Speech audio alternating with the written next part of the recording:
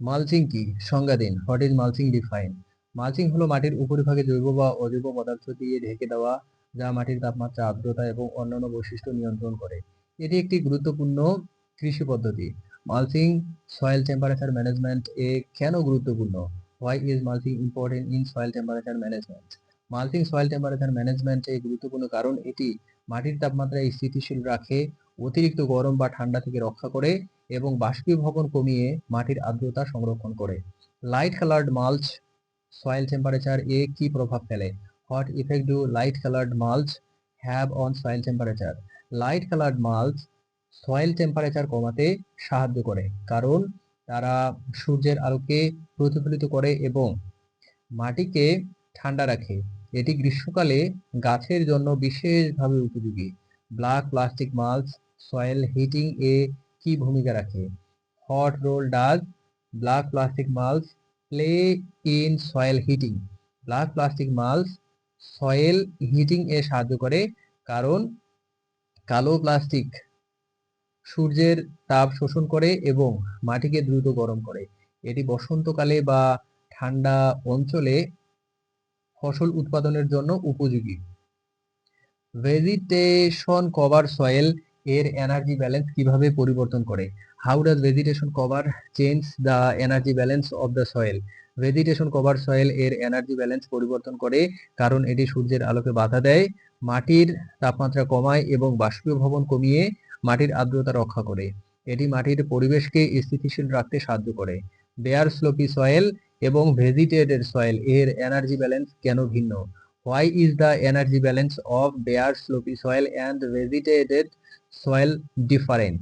Bare slopy soil এবং vegetated soil এর energy balance ভিন্ন হওয়ার কারণ হলো বেয়ার সয়েল সরাসরি সূর্যের আলো পায় এবং দ্রুত গরম হয়, যেখানে ভেজিটেটেড সয়েল উদ্ভিদের ছায়ায় ঢাকা থাকে বলে কম আলো পায় এবং ধীরে ধীরে গরম হয়। এছাড়াও ভেজিটেটেড সয়েল বাষ্পীভবনের মাধ্যমে তাপ নির্গত করে, যা বেয়ার সয়েল এ হয় না। মালচিং কিভাবে হিট ও ওয়াটার ভ্যাপার ট্রান্সফার কমায়? How does mulching reduce heat and water vapour transfer? Mulching মাটির ওপরে একটি স্তর তৈরি করে, যা সূর্যের তাপ সরাসরি মাটিতে প্রবেশ করতে বাধা দেয় এবং মাটির তাপমাত্রা কম রাখে। এটি মাটির আর্দ্রতা ধরে রাখে, যা ওয়াটার ভ্যাপার ট্রান্সফার কমিয়ে দেয়। শেডিং সয়েল টেম্পারেচার নিয়ন্ত্রণে কেন ব্যবহার করা হয়? Why is shading use to control soil temperature? Shading soil temperature নিয়ন্ত্রণে ব্যবহার করা হয়, কারণ এটি সূর্যের আলোকে বাধা দিয়ে মাটির তাপমাত্রা কম রাখতে সাহায্য করে।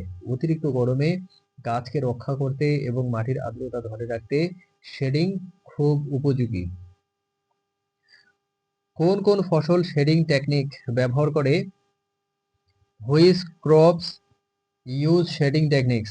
শেডিং টেকনিক্স অনেক ফসলের জন্য ব্যবহার করা হয়, বিশেষ করে টমেটো, বেগুন এবং অন্যান্য সবজি যা অতিরিক্ত তাপে ক্ষতিগ্রস্ত হতে পারে।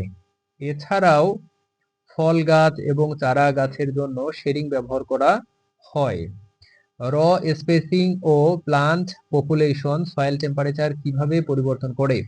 র স্পেসিং সারি ব্যবধান ও প্লান্ট পপুলেশন গাছের সংখ্যা সয়েল টেম্পারেচারকে বিভিন্নভাবে প্রভাবিত করে।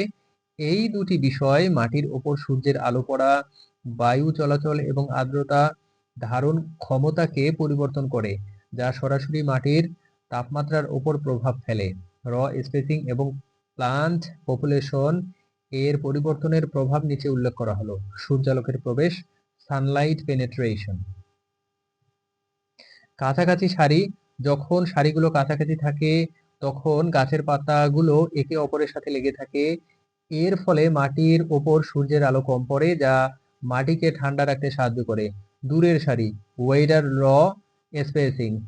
সারিগুলো দূরে থাকলে সূর্যের আলো সরাসরি মাটিতে পড়ে, এর ফলে মাটি দ্রুত গরম হয়।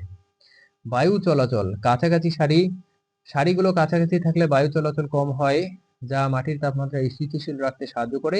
দূরের সারিগুলো দূরে থাকলে বায়ু চলাচল বেশি হয়, যা মাটি থেকে দ্রুত তাপ সরিয়ে নিতে পারে।